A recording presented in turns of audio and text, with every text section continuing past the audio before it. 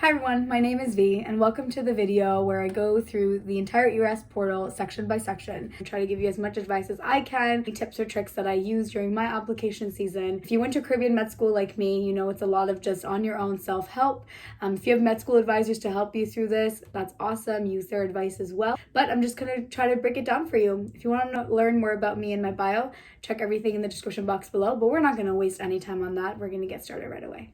So what I've done is given a video timeline in the description box below, so you can click on each part that you're more interested in knowing about. First things first, I have screenshots of my ERAS portal here that I'm gonna go through. I don't think I'm allowed to show anything on screen. I also have the PDF version of my ERAS copy that I submitted, as well as some schematics. I'm not the best artist, but I did try to sort of draw out some diagrams of the portal for you to follow along, know sort of what I'm referencing to. Again, if you have any questions or concerns about anything or want to provide more feedback so that other people can read it and that can help them, please feel free to down below. So apps.aamc.org is going to be your portal login with your username and password. Usually around May, June is when you'll get your token. If you go to American Med School, most likely you'll get your token or your username and stuff emailed to you. If you went to a Caribbean Med School, you have to do it by yourself on Oasis and get the ERAS token and then log in that way. So once you're registered, I think the best way to do it is early. Get your token as early as you can. I wouldn't delay that. Familiarize yourself with the portal. It's just important to know where things are for quick access, and there is a lot of tedious tasks that do go into the application, such as, you know, making sure your letters of recommendation come in on time, and personal statement can take a while too, depending on how thorough you are. So biggest advice is start early. It does take a while to finish. And second best piece of advice is submit it by the deadline. I think it just makes it easier for you in the long run to be done with it on September 15th and not have to worry about it. One more quick thing. I know because of COVID-19, I'm not sure what changes are going to be made to the application cycle this particular year. There's a lot of talk going around about what's going to happen. I can't advise on any workarounds from that, but I do hope still going through the application gives you guys as many tips as I can. Okay, so when you log into your portal, this is sort of the outline that you're going to see. Oops. You're going to have your subsections here, your applications, documents, programs, messaging center, and invites. Here I've made a little R because this is like the resources section in the portal, and it gives you ERAS's support contact information as well as the tools for residency applicants link. I think if you hit that, it gives you a breakdown of ERAS checklists and other things that you can download as a PDF copy. The ERAS support number, it's a 202 number. If you run into a technical glitch, if something's not working, you can't upload something, they'd be a really good resource to contact. Another important thing on the desktop dashboard is this section here. And this is for emergency medicine applicants. If you're an emergency medicine applicant, you have an additional part of your interview section. It's a standardized video interview. I personally didn't apply to EM. I applied to IM and FM and matched into IM. So I can't give you much more information on that except for click yes in this box here if you're going to be applying to emergency medicine. Quick aside, if you are very interested in emergency medicine, I do know successful SGU candidates or graduates that did match into EM. And if you have, burning questions for EM specific people, I can comment below and I can try to see if I can get you in touch with them or get your questions answered. So moving along from desktop to your first section, which is application. The first part of application is important personal information. So for this, put in your first name and last name that's in your passport, put in your email, birth date. For email, quick aside, I personally made a separate email just for match season. I initially started with my su.edu email. Then I realized, you know what, I just don't want any event in which I miss an email from perhaps a program or an invite. So I made a separate Gmail account just for a match season, and it was very professional. It's just like first name, last name, or if that's taken, you can add .md or .match to it. And I did that, and I made sure that all of my apps, like my mailbox app on my phone, my laptop, iPad, everything was synced and connected, so I didn't miss a single email.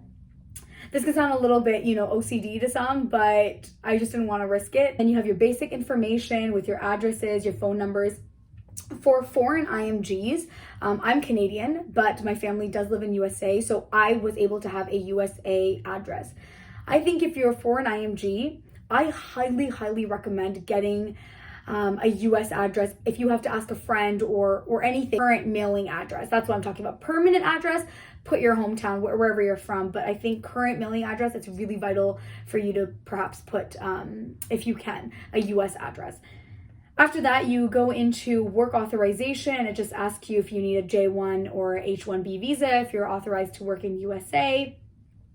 And then it gives you the NRMP match ID. So whenever NRMP match opens for registration, I would do it as soon as possible the first day, so that way you're just able to fill this part in and get that out of the way. It also asks you here if you're going to do a couples match, so you can click yes or no depending on your situation. Underneath, you have the urology match. So of course, this is specific for urology applicants, and you can put your AUA member number there.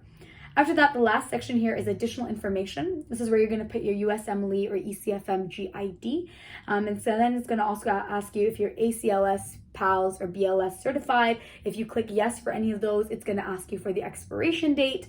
It also asks you under there Alpha Omega Alpha status and Gold Humanism Society status. Then it goes on to medical licensing. That's going to ask you if you have any state medical licenses, where your medical education was from.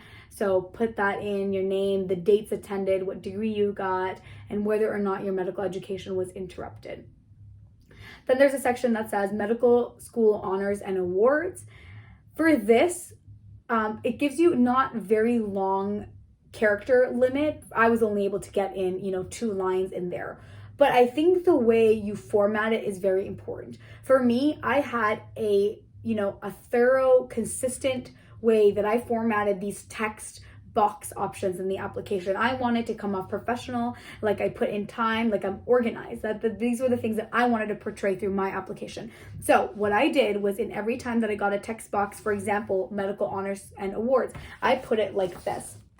I numbered it 1, 2, 3. I put whatever my award was, I put what year I got it, and then after that I would put a semicolon or a dash, and I would explain the award. That's what I think, helps differentiate just a bullet point, quick fix application. This shows that you took time to do it, and it's organized and well made. So that's what I did. I would write the medical school honors awards I got a scholarship, so I wrote the scholarship, and then I wrote the years that I got the scholarship, and then I wrote what the scholarship was for. Again, there's not a lot of space on this one, so if you have a lot of things to write, maybe you can just limit on the explanations, but I do think just giving a couple of words describing what the scholarship is for makes you just look a little bit more professional, and no one has to really look things up, like it's right there for them, and that's convenient. The last section here is membership in honorary and professional societies. Same deal, I wrote it in numbers and not just bullet points. So for this one, I wrote, for example, I have American College of Physicians, I have a membership there. So I wrote American College of Physicians, and I wrote in brackets the abbreviation, so ACP. After that, I have AAFP, and it goes so on. From moving along to the education portion. Here you're going to get to put in, your undergraduate education, location and institute name, the dates that you attended, what degree you got, and then the degree date and the field of study. For field of study, I put honors bachelor's of science for my undergrad, and then I wrote comma, and then write what you graduated with, yourself in the best light possible. So I wrote here, graduated with high distinction in yada, yada, yada. And I think if you, graduated with cum laude or whatever it is, with your degree, I think put that in there. There is enough character space under field of study for this information. Then it goes on to ask current and prior training. This is medical training, or residency training. So if you have had a previous residency that you've been in, it's going to ask you simple information like program director, program supervisor, dates attended, and whatever field that was in. Then it comes the big part of the application, where I think for me, a lot of questions came from experiences. Now the experiences section, there's 3 or 4 things. It's going to ask you work, volunteer, research, and your publications, which is this section is another section, but these 3 are your options for experiences, okay? For this, I think you should not limit yourself.